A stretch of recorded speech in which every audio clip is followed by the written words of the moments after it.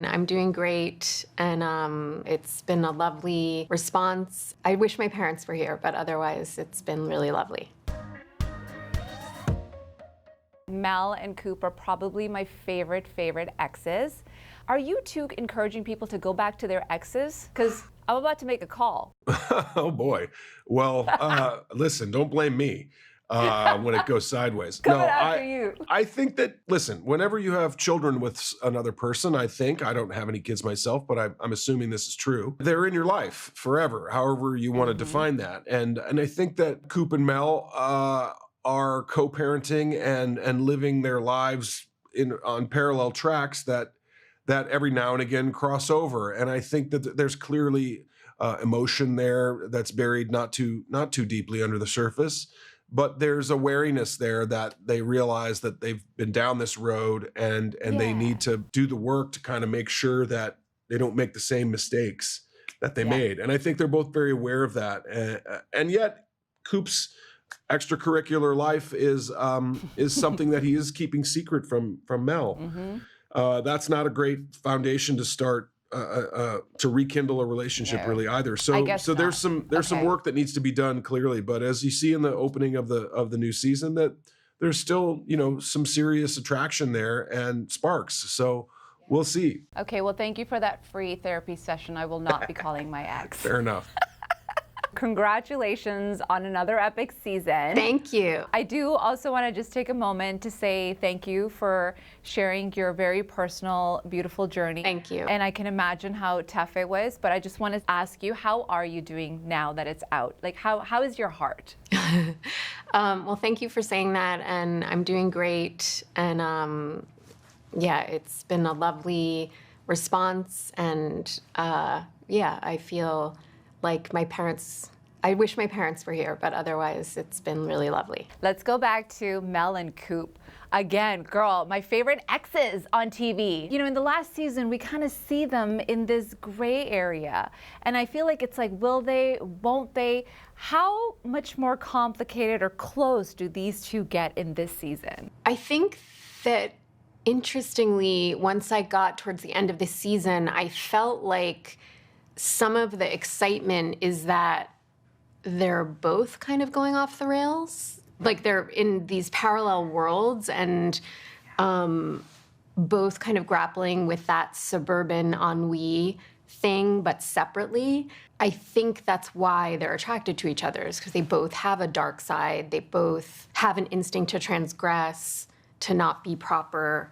And so I think that's why it's hot between them, because of that. James, I have to say welcome to the family of friends and neighbors. I didn't realize how badly I needed such a baddie version of you, so we're going to come back to that in just a sec. Okay. But Olivia, I would love to start with you, because at the end of season 1, we see Samantha get arrested, but she's now roaming the streets, she's free, but now she's facing the court of public judgment. So how will she handle all the judgment that comes with these neighbors? What I think is really interesting about playing this character is that, like, for me, if I had done the things that my character had done, I wouldn't care about being part of this world anymore in this social circle. I'd be like, my bad. I'm gonna exit this whole entire dynamic. But for Samantha, it's so important for her to get back into good graces with everyone. And she feels like it's the best thing for her children to be back in that world. And when she puts her mind to something, as you saw in season 1, she's determined to make it happen. And of course, there's a lot of pushback, but that's really her, my character's focus going into season 2. Okay, James, let's talk about Owen. This man is arrogant, wealthy, charming, sneaky. I'm gonna call it my next husband. Oh, yeah?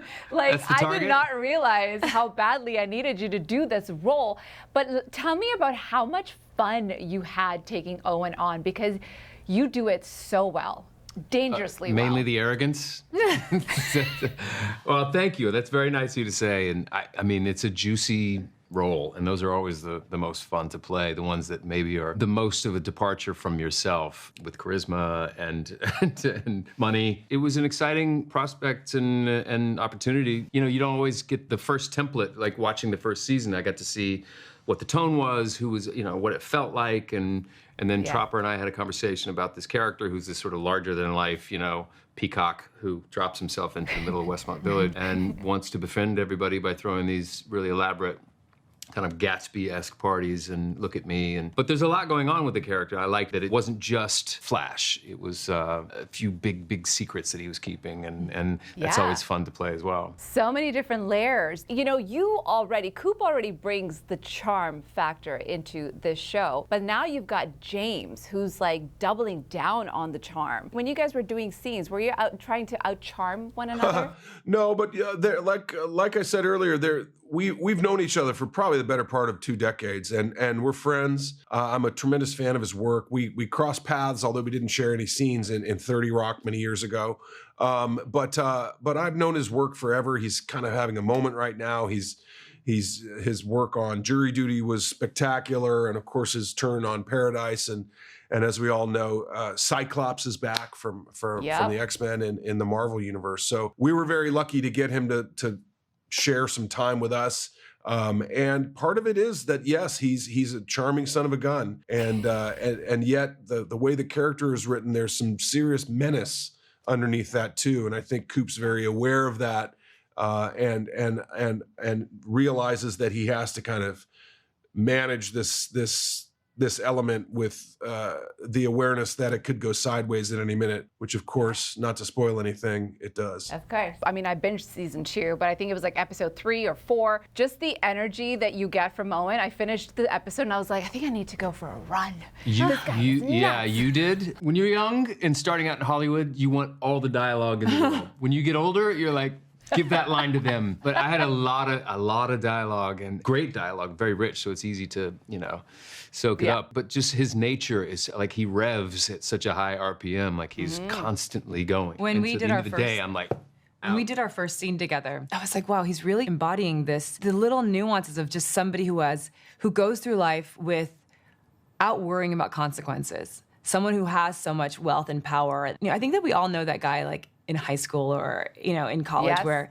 you're like, oh, this guy just doesn't care, and he's living his best life. He's just so happy all the time because he can literally do what he wants. And in that was like a real attractiveness. And I think that you're picking up on that too. There's something really amazing about somebody who just is so comfortable with their entire life and position in the world. Yeah, I admire those people. You actually nailed it. I'm gonna make this decision, and it might be the wrong decision, but I'm gonna make it. I'm gonna be happy about it. Yeah. And you can benefit from it too. How much fun for you to be a part of this whole thing. So this is how the good businessmen, I think, get made, right? They just they just commit. It's like it's the mindset that everything will work out for them. Yeah. And like that's an amazing mindset. This got so deep so fast on how messed up Owen is. But we're like, let's just run with it. Let's all be like Owen. We love it. Be careful what you ask The for. side effects of that sort of behavior. Yeah. Careful what you ask for. I have to say, Mel is going through some serious change in this season. Girl, you had me looking up what vaginal atrophy was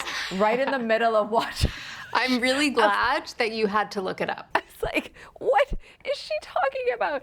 Listen, talk to me about how much Mel's menopause journey affects her in this season, and what was that conversation like with Jonathan, who is this man in his midlife telling a story about a woman in her midlife? Well, I actually really loved that he wanted to dive in, and that the discussion of menopause, it's a little bit more in the zeitgeist these days than it was before. But I still think we don't see it that often, and the fact that he wanted to make it really specific and kind of special made me love him even more, if that's possible.